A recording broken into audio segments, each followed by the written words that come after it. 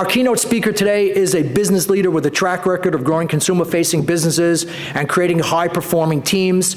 He is passionate about delivering customer-focused products and services with a focus on launching new products, services, and technology platforms that enhance customer experience. He is currently the Chief Executive Officer of Rhythm Energy. Prior to Rhythm, he led the successful turnaround of a $2 billion consumer division of an international energy services and solutions business. Previous to that, he held leadership roles on wholesale energy trading and portfolio optimization desks, where he managed $2.4 billion of power and gas portfolios. He also worked on a $4.5 billion M&A transactions, and has lived and worked on actually 3 continents and 6 countries. He holds an MBA from University of Houston and is a big supporter of a nonprofit organization that helps refugees and internally displaced persons. Without any further ado, please allow me to introduce you to my friend, PJ Popovic, CEO and founder of Rhythm Energy. Thank you. That's a lot of praise. Good morning, everyone. My wife would say to this probably, yeah, go get a trash out. Yeah. Well, look, so is this okay? Can you hear me? So I'll tell you a little bit about my experiences and share a few things, as we were really busy building Rhythm in the past 4 or 5 years. So I'll share some observations. Hopefully you get a takeaway or two, and some things that maybe you remember after this talk. So let me tell you a little bit about Rhythm. So who we are. For people who are not familiar, we have been now in the market for 4.5 years, just over 4 years. We got now north of 300,000 customers. Just recently we closed the acquisition of Inspire Clean Energy, so that was a really nice way for us to get into the Northeast markets. We launched in Texas. Texas was our main playground because we wanted to make sure we have a full control of everything from the wholesale pricing to the customer relationship and billing, and make sure we can ultimately innovate around that. It gives you really good signals, fast signals, and the whole idea was, okay, get something in Texas, really figure it out, and then mature and get that playbook out as much as possible into Northeast. And I'll reflect on some of the challenges. One of the things I'll also talk about today is our flagship plan. So I'm just going to introduce you so that you know what I'm talking about. And Jack, thanks for showing that newsletter.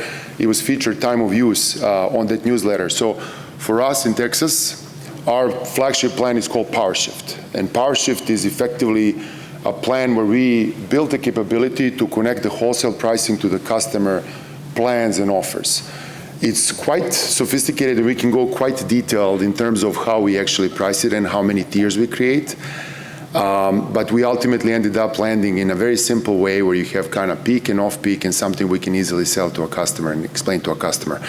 So I'll start this basically by just telling you a quick story about PowerShift. So I was at a dinner party. This was maybe a month or a couple of months ago, and a friend of my wife, it was actually my friend's wife stopped by and just pulled me aside, and she was like, hey, we got this PowerShift plan. So when she said it, I wasn't sure what to expect. Like, am I going to hear a testimonial, or is she going to, yell at me or something like that? So she's like, well, we signed up for this plan, and I gotta basically, just so that you know, basically peak starts at 10 p.m. So she's like, I gotta wait now until 10 p.m. to start my dishwasher.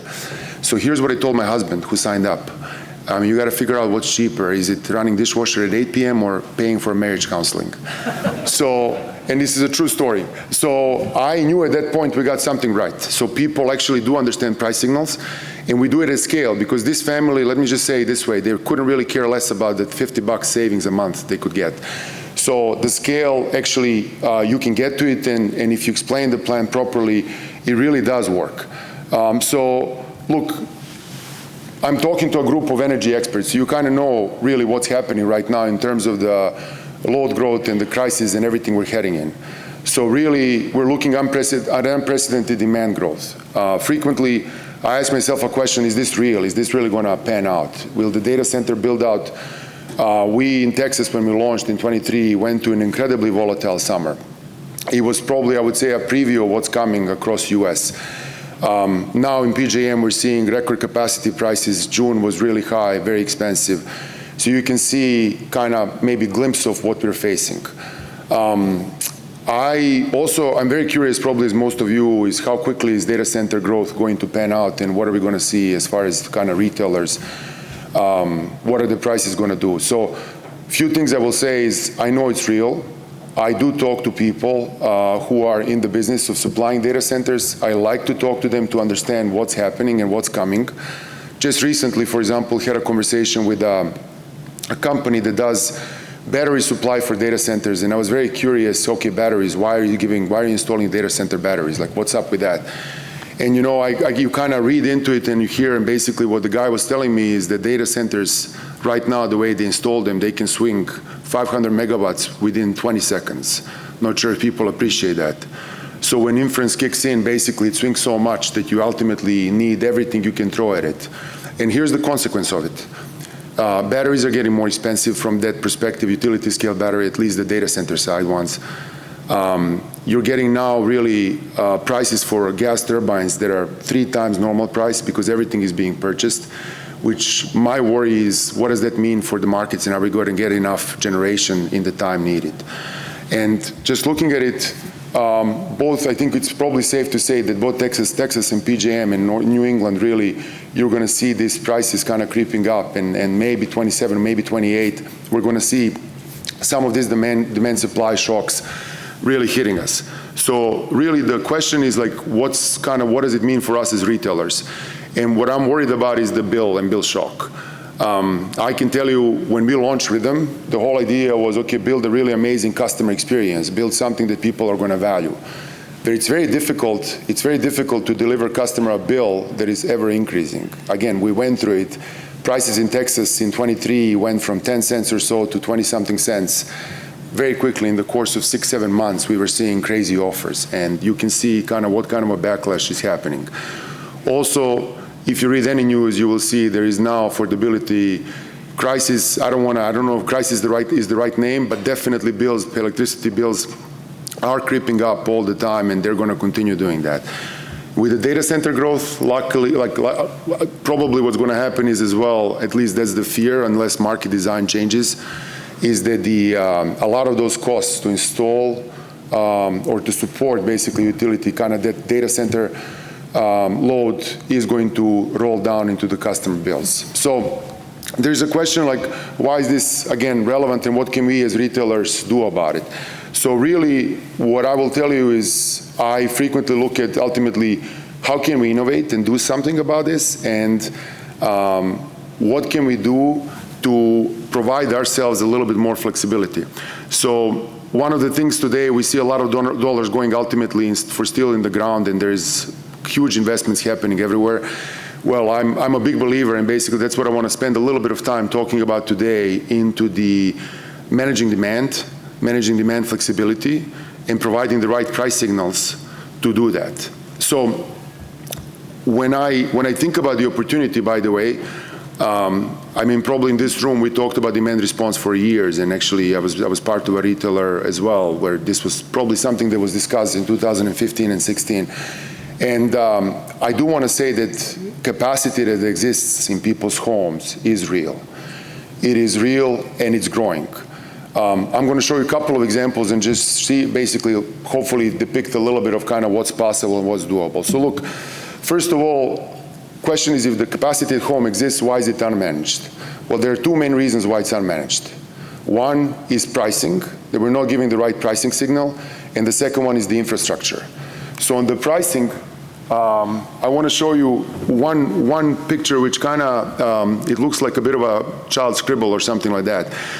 So we pulled this data on 10,000 customers to show you, like, one single day in January what it looks like.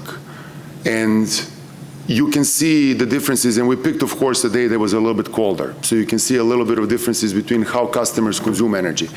And look, customers are different, homes are different. No matter how you put this as a percentage of the daily consumption or overall consumption, it pretty much still looks like a scribble. And you can see a huge difference in the consumption that happens. If you look at the black line at the bottom, this is how retailers price. This is the most common pricing that retailers do. It is basically an anticipated shape that you expect people are going to consume. We do it, what is it, monthly, monthly shapes, we can do daily shapes. Of course, we're all pricing scalars and peaks and so forth, but this is ultimately what we price. But if you look at it ultimately between two different customers, and I'm just pulled out here two different customers to show you like how much of a difference in consumption happens, you will see that they're very, very different consumption patterns. So one customer in these cold January days probably has an efficient home, not probably, but most definitely. The other one, not so much. And if you can imagine, with $5,000 pricing that can exist in ERCOT and that actually hits you in some of those days, there is a big difference in ultimately how this pans out. So when I say, by the way, pricing is important, we still live, and I'm going to now share one of my pet peeves. So we still live in a world where most of our offers are today as fixed priced. Fixed price offers, so 12-month, and it's all good. It's kind of simple and nice. What I don't like at all is the free nights, and I hope I don't offend anyone. It's free nights, free weekends, free this, free that, because it really pushes the incentive to actually consume more in the expensive hours. So in Texas, and I'm going to reflect back into non-Texas regions, but in Texas we got peaks now at around call it like 7 to 9 or 8 to 10 p.m. Likely that's what's going to happen next summer. So 8 to 10 really when the sun sets and wind doesn't blow yet. And I really don't like to incentivize any incremental consumption at that time. So we ended up ultimately trying to address that. So we ended up launching our Power Shift offer. So this is one of the billboards that you can see if you ever drive in Dallas and Houston. And it's, it's funny, but really it's trying to depict something that can be quite complex. And that is really kind of the shifting load and trying to educate consumers on that timing does matter, and that timing will be compensated and ultimately will allow you to save money on the bill. So reality check, by the way. So first of all, in terms of our offer, this chart shows you that pricing does work. So I want to do a little bit of myth busting, by the way. And I know there's been many articles written on time of use. Some are showing savings, some not. Sometimes I actually don't know what to believe myself because they're also released by the regulated utilities. So sometimes there is like an agenda, and maybe it's a strong word, but anyway, I like to see things with my own eyes. So this is on the group of approximately 100,000 customers, just to give you some sense, between these two different buckets. And price signal does work. Price signal works, and these people's bills are lower. There is approximately 16% consumption drop in the peak periods. It really does make a difference, and it really does, if you think about it, yield to quite a bit of savings. To give you some sense for people who are not operating in Texas, pricing during the 7, 8, 9 p.m. and so forth, it is probably like multiples of, like, let's put it this way, August day during the day, it's probably like around $10 to $15 almost every hour outside of those peak hours. And then peak hours, when they hit, that's when the price almost goes up. It's exponential at that point. So this does work. So look, basically, I'll go back to my story kind of about my friend's wife as well. I mean, reality check is not everyone wants to think about electricity all the time. And you also need to make sure that you make it really easy and simple for customers. So my point of view, again, what I strongly believe when we launched Rhythm, we wanted to build a green company. And now question is, what's a green company? So green company, in my view, is not just buying renewable energy credits, which we buy, by the way. So you check the box, you can call yourself green on the website. But I'm a big believer also in building real behavior changes that are going to ultimately help out, get the more resilient grid, and also, by the way, get lower customer pricing.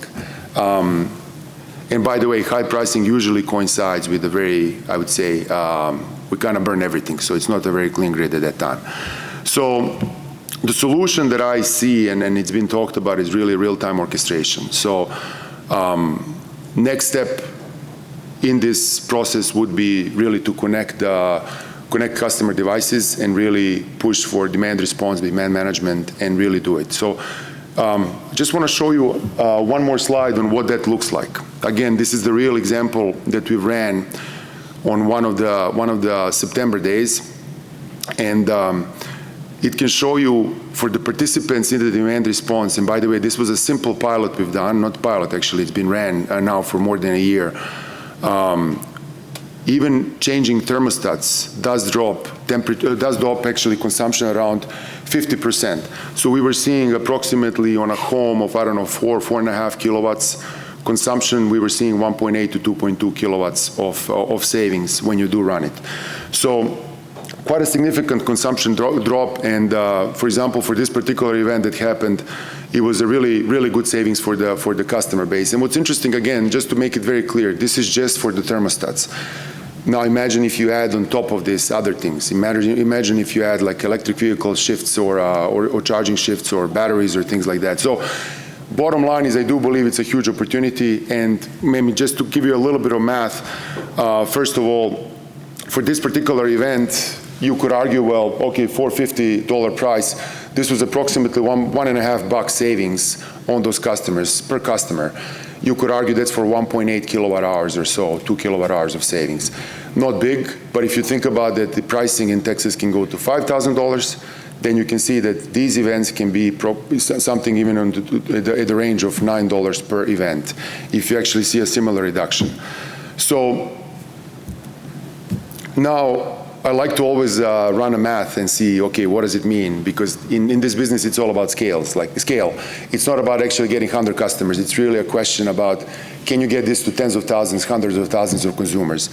I'm a big believer if you actually leave these programs at like a small kind of 3-digit numbers, you really are not seeing any benefit. Frankly, it's just a cost and nuisance. So yes, there's a big opportunity here. And if you think about it, ERCOT households in the regulated markets, which is crazy. If you were to see, like, and I know it's impossible, but if you enroll 7 million homes in Texas in this type of a program, you would see approximately 13 gigawatts of load reduction in these peak periods, which just for everyone who's outside not operating in Texas, that's approximately 15% of our peak generation that we have in the middle of the summer, middle of August. So, few things I want to now just take a step back and get out of Texas for a second, just talk about other deregulated areas, and I feel bad for missing that conversation yesterday about competitive markets. So what's the issue? Like, why do you have this type of innovation just in Texas? So talked to a few people yesterday. One thing that's still mind-boggling to me is that you do not have customers settled on smart meter data.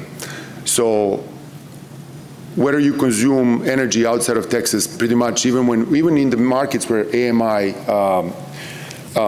smart meters are installed and you have the AMI data, you really don't have any difference whether you consume electricity at 5 p.m. or 7 p.m. or 6 p.m., doesn't really matter. You're going to be still settled using average utility load profile, which is the problem. And that's why, you know, as we're kind of thinking about how do we grow Northeast and how do we actually now participate in these markets, that's going to be an interesting challenge to see how do you export any of the innovation or some of the innovation outside of basically to other deregulated markets. So just to, I mean, I'm not going to talk tons. I want to make sure answer any questions, but just to tell you a little bit of my thoughts on the customer choice as well. So customer choice in my view, first of all, we launched Rhythm to build, as I said, customer experience, good customer experience. And customer choice in my view is not only about choosing the plan, but also being competitively paid for example, grid resilience or basically monetizing any asset you may have, like purchase, whether that's a thermostat or a battery or an EV charger or anything else you wanna attach. I strongly believe this happens only in competitive markets. I've seen amazing innovation happening. I've seen since we launched in 2021, I'll give you one example. Whoever participated in Texas markets, you would have seen solar buyback offers, net metering offers, evolving at literally rapid pace, where we had like 7 iterations until we got and landed something that actually economically does make sense. It's not something you see normally, and utilities, you read sometimes news, you know, after a decade they choose, like California moved to NEM 3.0 or something like that, and usually it takes like years and years to evolve. So I'm a really big believer that this is really capitalism at its best, where it's really fast to innovate and fast to deliver and grow. On the regulated utility side, look, I don't think there's tons of incentive to innovate, and I know there are smart people over there that I don't want to speak lightly about this, but I also do want to say that the incentive or the payment structure, and I do believe you always got to follow the money, is tied to ultimately guaranteed returns that are also tied. So higher bills usually means higher returns and investment that are going to be funded in grid and infrastructure and so forth. So we got a couple of choices in front of us. So choice one is kind of keep doing what we were doing, and I don't think that's a really recipe for a successful and thriving competitive markets. Or the second one is really to push and innovate and drive different outcomes, really test these things. We are today, this is called Energy Marketing Conference, and I am a big believer that to actually make this work, you got to really connect marketing and being able to explain to customers what it is and educate customers all the way to the wholesale market realities. When you connect the dots, you really get something that's great and amazing.